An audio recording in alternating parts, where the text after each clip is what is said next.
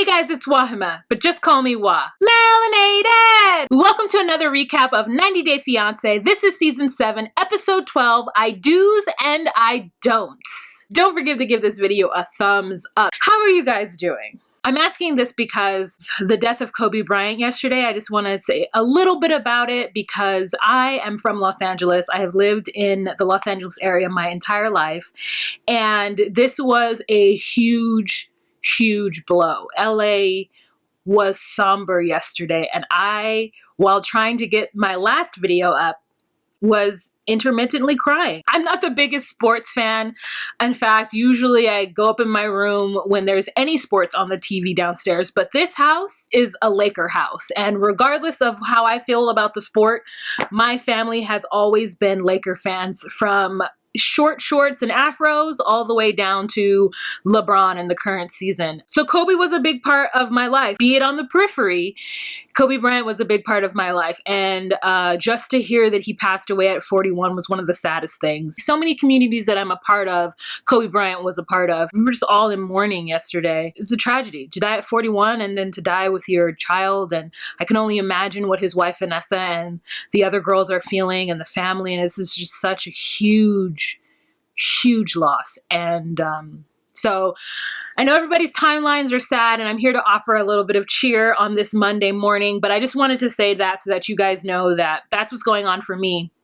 And that's what was happening to me yesterday. So if my video today isn't as cohesive, or I don't get into the nuances of everything that I usually talk about on 90 Day Fiancé, is because basically a family member died yesterday, and it's been real tough. All right, that being said, let's jump right into this episode and let's talk about Annie and Robert, because I completely forgot about them last episode. Annie got dressed up with sister Robin and Robert, and they went to go meet the other brother. I think his name is Kenny. And the resemblance between Kenny and Robert are all in the eyes. They all have that like eye shape that where it's kind of like sad or something. That was a shit show.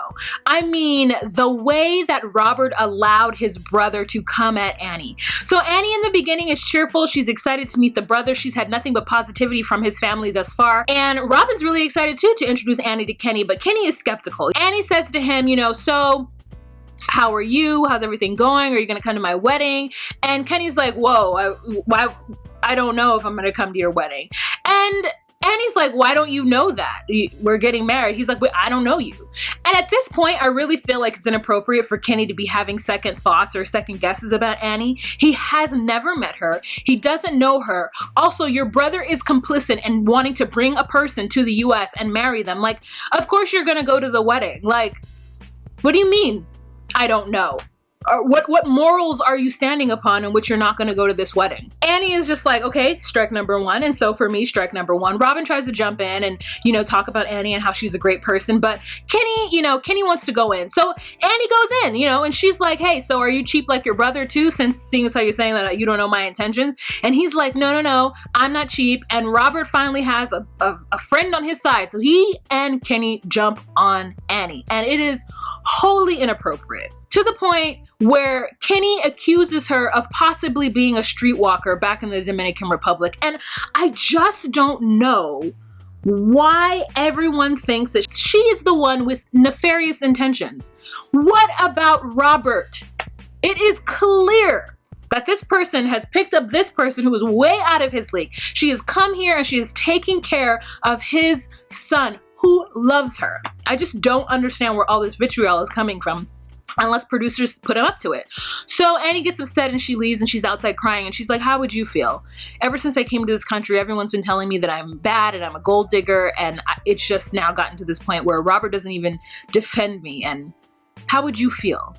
And girl, I'm right there with you. I would feel terrible.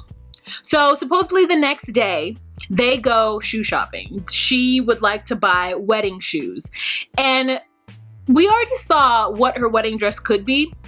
And she's there looking at patent leather closed-toe shoes, and I am all manner of confused. I don't understand why she wasn't looking at like strappy wedding shoes. I mean, I saw some strappy shoes there, but they look like dance shoes. I didn't know what kind of store we were in, okay? We were in the kind of store that had everything from like cha-cha dance shoes to like orthopedic shoes. It was just weird. It was like shoe sale warehouse. Annie picks up a red patent, maybe 2.5 inch heel, maybe 3. I mean, but honestly, she should have had a 3.5 or a 4-inch heel. Are you wearing this with a pantsuit or a skirt suit that you're wearing to work? And she's like, I love this color. And I'm just like, girl, you can love the color red, but that doesn't mean your wedding dress needs to be a closed toe red patent pump. There's some questionable taste happening in that moment. I just wanted us all to talk about it. Let's take a moment for those shoes. Okay, Robert apologizes, and he actually had his hair done, and it looked like his beard was really well lined up. I wish he had taken off that hat so I could see if he looked slightly better. I'm not really into grown men with cornrows, but maybe it would have improved his looks a little bit, so I was hoping we would get to see it. But then later on in their next scene, he goes back to the Afro puff, and it's just like, oh, Robert, buy me this. Does she not realize that what she's saying is kind of rude? I mean, I'm on her side no matter what, but this the way she said, buy me this shoe. And then he's like, okay, like he's trying to make up for it. And she's like, how much? And he's like, don't worry about how much it is. I'm pretty sure that shoe is $39.99, and this probably has a red tag on the bottom, which is going to take it to $29.99. The next scene with them is they go to have a peace meeting with Stephanie, who is Bryson's grandmother and Stephanie's husband, Mr. Triple X, right? So they get there, they sit down. I actually thought Stephanie looked really cute. Like, I just loved the shape of that, and her boobs, like, felt like her boobs were just like barely in them, but I thought it was cute. Mr. Triple X gives Annie a compliment and says that he really likes her shirt, and she says her shirt is orange. I see a red shirt. Not sure what's happening with the lighting. She has this conversation with them, and they're talking about how it seems like everything is for Robert and how it's a matter of convenience for Robert, so they're willing to pay her $15,000 plus a plane ticket to go back to the Dominican Republic in case she wants to get out of this situation. That is it from their perspective. From everybody else's perspective is that they're trying to get Annie to go home, and they're gonna pay her to go home. And she's like, it's not your place. You are not a quality woman. How dare you tell me anything? It's not your place to send me home. He's the one who brought me here. Okay, call Donald Trump if you want to send me home. I hate the fact that Annie doesn't see Stephanie as like a quality woman because she does porn. It felt dirty on both sides. It felt like we were having some weird white privilege situation where it's like, we'll write you a check and you get back on a boat and go home. And it was like, fuck you to them. But it was also like, Annie, quit telling this woman that she's not a quality woman. Her sexual profession has nothing to do with her not being a quality woman. There are women who are sex workers, and I don't want any sex worker to feel shamed. That is just me. But basically what Stephanie and Mr. Triple X were doing was just super out of pocket, super white privilege, and super, super tone deaf. I mean, I'm surprised she didn't get up and walk away, and Robert actually was trying to defend her, and it was just this weird setup. I really feel like producers set Stephanie up for that, and Stephanie does a really good job at being the villain. This did not feel real at all, but I was here for it. So the next couple that we're going to talk about is Natalie and Mike. Basically, nothing happened with them. He went to a lawyer, and the lawyer said the fact that they're using the word classified means that something is up, so beware. Be careful if you want to bring this person to the country because you'll be on the hook for them for 10 years, even if you get divorced. And Mike is like, oh, I didn't know that. I'm like, Mike, you've never watched one episode of this show? How? I don't understand. What do you mean you didn't know that? That is the thing with the 90-day fiancé and the K-1 visa. That was dumb. Also, the lawyer was a little too comfortable. I felt like he must have known her, like, outside of work. It was just weird, right? Wasn't it weird? Well, anyways, that's the end of that. Let's move on to Blake and Jasmine. Nothing really happened in this one either, except for we discovered that Jasmine is delusional and lazy AF. Like, all she wants to do is have a calm mind. What? Okay, let me back up. So basically, Blake and his mother meet up with Jasmine, her parents, and her sister. And there's someone sitting next to her sister who I don't know who it was. I saw a sleeve and it looked like a black man. So I'm not sure if it's the sister's boyfriend or if it's Blake's brother, the one whose house he was living in. Okay, yeah. So anyways, I'm skipping the whole scene where they have a conversation in the garage because really, what did they even say? Nothing. So they're sitting down, they're having lunch, and Blake's mother is all about brass tacks and getting down to business, okay? She wants to know what their plans are. Jasmine, what are you planning on doing? Are you planning on going back to school? Are you gonna work? And Jasmine's like, no, I've never wanted to work. I'm not gonna work. I'm not really all about that. What I'm gonna do though is sometimes here or there, I'll do some Instagram modeling stuff, but then really I can't even be bothered to do that because all I want is a peaceful mind. I just wanna work on my spirit. I just don't understand how someone who is all about the body and all about peaceful mind and yoga and meditation and green tea could like put stuff in her face to like freeze it. I don't believe you. I feel like you are superficial. I don't believe that someone who would put that much stuff. Now, I'm not saying putting stuff in your face is wrong. Listen, if I had the means and the money and I already didn't have these cheekbones and I had like things happening and no lip, I would do stuff too, right? You don't have peace of mind. You're not somebody who wants to be Zen. Or you're not somebody who is Zen because you're not comfortable with who you are and how your face is in your 20s. She's not even in her 40s. It's weird. I mean, her mom has the same thing too, not to that extent, but maybe they just want to like prevent. I don't know, girl. Anyways, I'm judging and I feel bad for it, but like I'm there. It's too much. Her family though really isn't like quite understanding. They're like, someone needs to pay the bills. And Jasmine has already said that that's not going to be her. She already told us. We know that she doesn't want to work and that her life isn't all about working. So what's Blake going to do? And Blake's mother is like, in Los Angeles, you need 2 incomes. My son is not a millionaire. He's not going to be able to support this situation. And Jasmine's like, I think it's rude that Blake's mother is asking me these questions because it really is none of her business, like how we handle our money. And I think that's a huge, huge cultural problem and a cultural difference. Because who's going to help Blake if he doesn't have enough money? His mama. And she's trying to prevent that from happening. You're already staying in her apartment. And then Blake's like he just doesn't have anything to say. He's nervous. He's just like pulling on his beard because he understands that he's just going to have to work from sun up to sundown to give this woman the life that I think she deserves. I'm like, sis, if you really just want to do yoga and do inner peace, maybe you should become a yoga instructor. You're in LA. All right, so the next couple that we're going to talk about, Sascha and Emily. I mean, I honestly fast forwarded through their entire thing. They got married. The baby's giant. I would like to hold him to feel how big he is and to squish him. He seems like a little baby Michelin man. And like Sascha was driving fast or something. Really, that's all that happened in their segment. Please don't mind me. Let's move on. All right, so the next couple that we're going to talk about is Anna and Marcel. So somebody made the executive decision to write a spoiler in the comments section of one of my videos. And I was sad about that because that would have been a real fun reveal. You know who you are. If I'm on a spoiler website or I'm like on a spoiler Instagram page, like that's fine, but don't come to my videos and put in spoilers. If I want to give you a spoiler, I put it in the title that I'm doing a spoiler video. So you already know, beware. But like just to give me a spoiler, girl, so annoying. Anna called producers to let them know that Marcel and her have been in contact, and it looks like Marcel got home and he was real depressed and he cried and cried and cried and cried and cried. And so his mother decided that she would allow him to marry Anna. Marcel says that he told them the truth, that he lied and knew about the kids the whole time, but who knows, because they weren't on camera to confirm whether or not that was true. Somehow, some magic, Marcel was able to get his visa reinstated. Guess he's been gone for, I don't know. I feel like he left like 28 days before they were supposed to get married. So maybe he's been gone for like 3 weeks because apparently when he lands, they have to get married by midnight. She's very excited. She tells producers, I'm excited for her, honestly. Like the way those two boo-hooed like that, I mean, they really do love each other and they should be together. You know, even though the circumstances are kind of crazy, I really do feel that they love each other and I want them to be happy, honestly. I want Anna to be happy. Anna looked so beautiful sitting there with her hair down, no makeup on. I mean, Anna just needs like a little mascara, a little shimmer, and like that is it. Like maybe a little rosy cheek. She is a natural beauty. When she has on full face, I don't like it. And I'm not saying it in a way that's like, oh girl, you're too beautiful, you don't need makeup. Or like blah, blah, blah.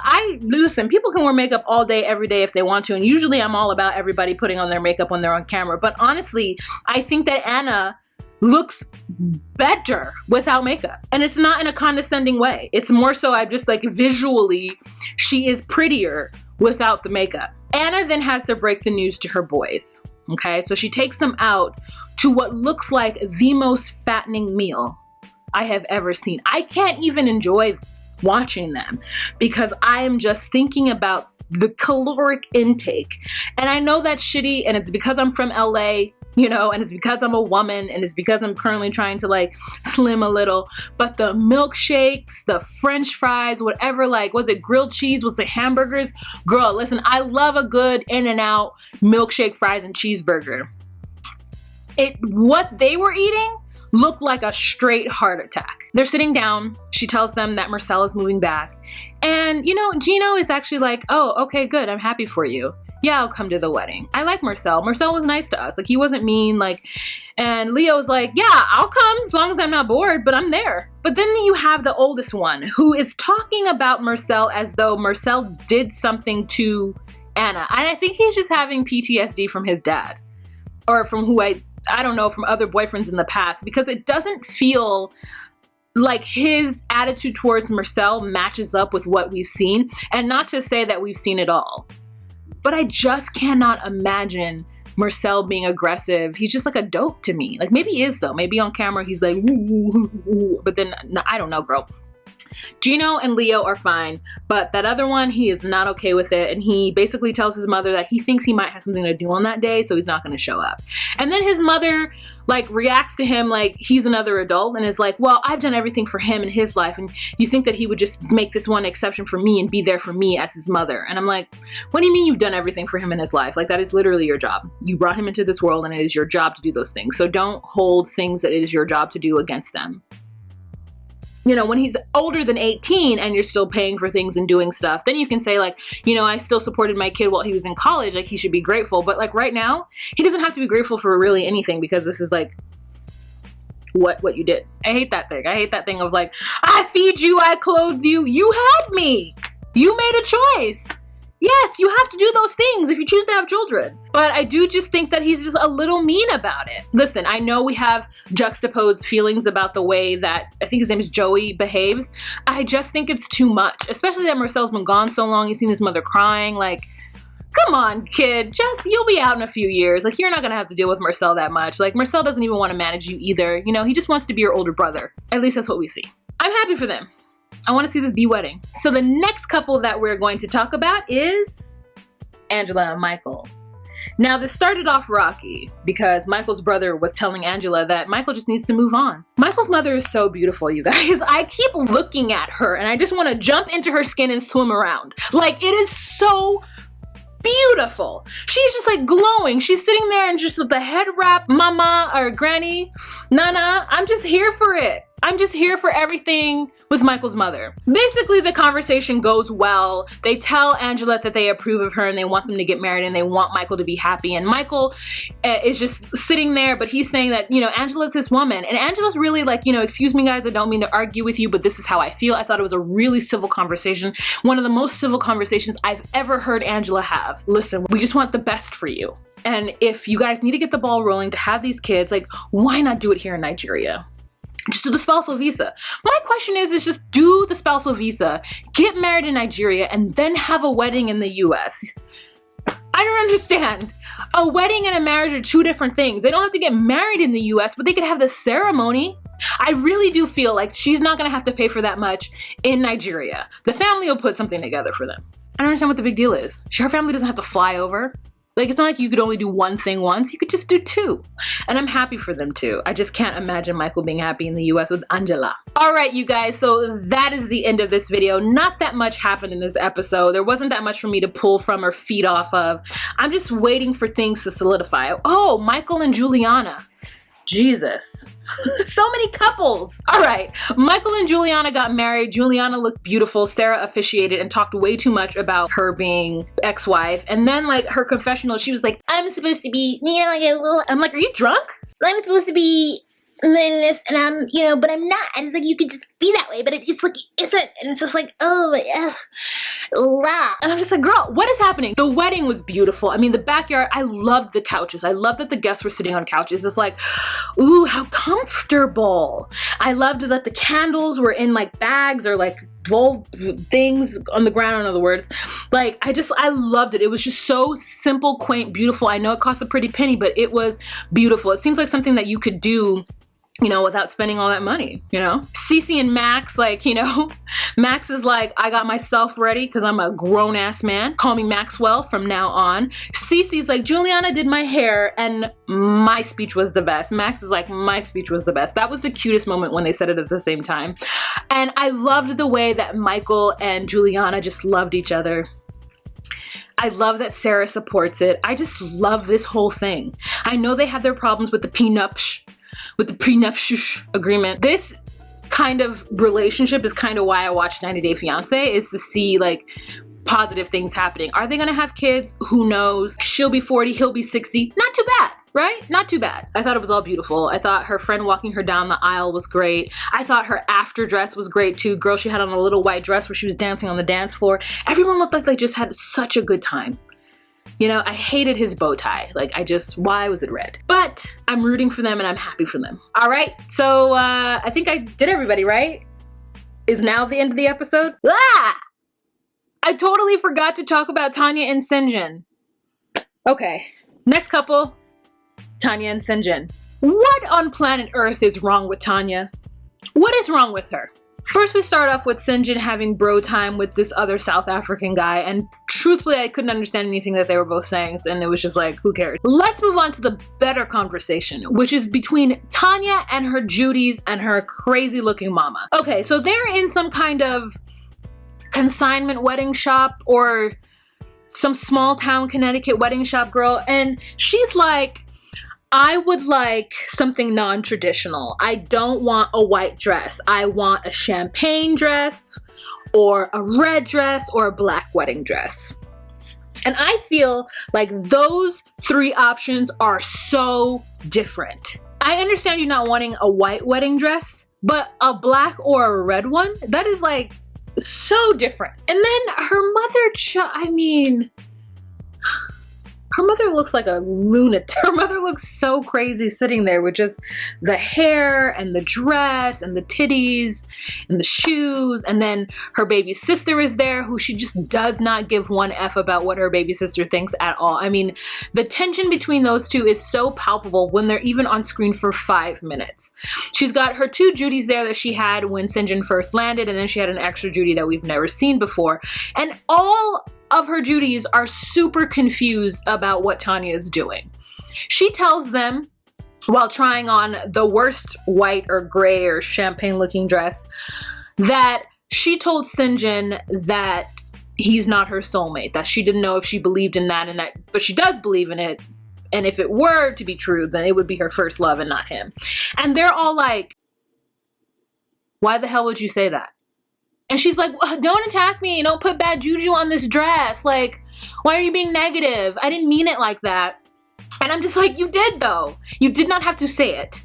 I mean, I have the problem that Tania has. It sounds like Tania has diarrhea of the mouth. And this is something that I've struggled with my entire life. But even I could look at that situation and just know what to do, which is to say, no, I don't believe in soulmates. I don't believe in that. Like, that's what you say when you don't think the person in front of you is your soulmate. It's just, she's ludicrous to me. And what it is that she's so scared of being committed. And that's exactly what one of her Judies said. Part of the reason why she doesn't want a traditional wedding dress and she doesn't want to feel like a bride is because she's really not sure about whether or not she wants to marry Sinjin. I think she's sure about wanting to have kids and wanting him to be there to help her with the kids. But I don't think she's sure about wanting to be married. I mean, I don't know if her mother was ever married to her father or was ever married to the father of her sister. Maybe it's just not in her blood. Maybe she's just like, you know what I'm saying? Like herbalism, witch lady that's just like, I'm all about like my womanhood and I don't want to be held down to anybody. Listen, I'm all about it. Go get you a hut in the woods in the jungle and live your life. Call a man over when you need him, and then let him go when you're done. But in this situation, I don't think that using Sinjin as that man is going to work. This man loves her.